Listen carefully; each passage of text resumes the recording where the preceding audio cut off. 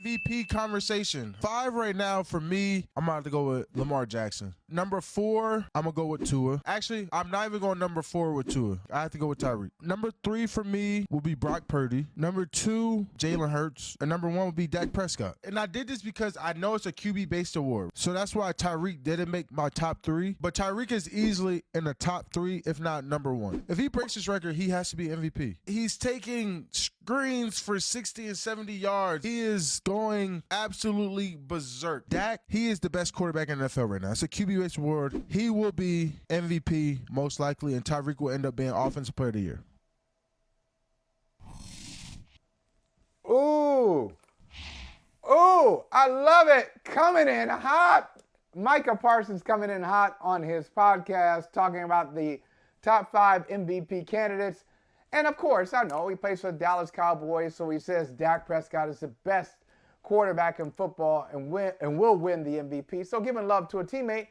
Although, Liv Moods, if you look at Dak and his numbers lately, he's been incredible. I want to know, just from your perspective, what do you think of what do you think of Micah's list overall, and what do you think about that contention that Dak Prescott is the best quarterback in football?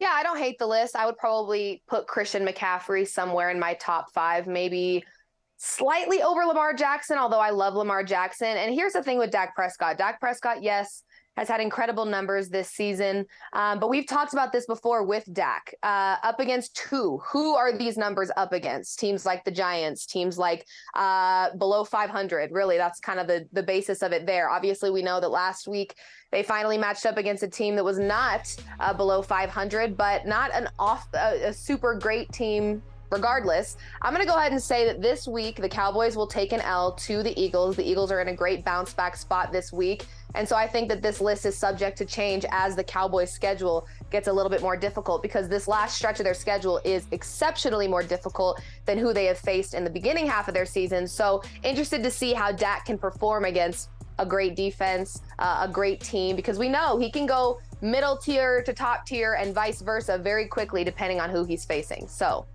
Jeff, I want you to ask the next question or respond to the question I asked to Liv. I want you to do that. But before I go there, let me just call out Liv Moods, since we're calling out all our guests today.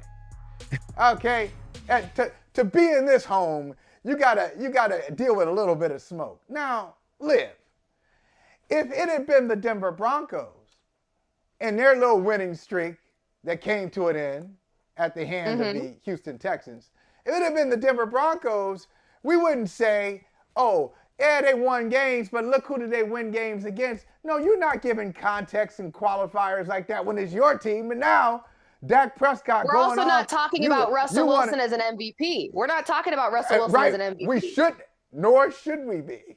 Hence why you've never heard it come out of my mouth, because unlike Cowboys fans, I am not a naive football fan. I know what we've got, and I know that we started our season 1-5, and we lost games we shouldn't have won, and we won games that should have been a no-brainer, which is exactly why there's not a single Denver Bronco right now that I am putting anywhere near an MVP conversation. They're winning games, yes. They turn their season around, yes. But I'm not, when you're talking MVP, that is best of the best. That is best of the best. So yes, I'm going to talk about the Cowboys in a very different tone than I talk about the Broncos, because it's a different conversation. Okay. So there. All right. Fair enough. You got it. Fair enough. I just want to make sure. We're keeping it. We always keep it 100 around here. Yes. Well, but I'm just making sure we're being consistent, because of course, we kind of glossed over some Broncos issues just when they got.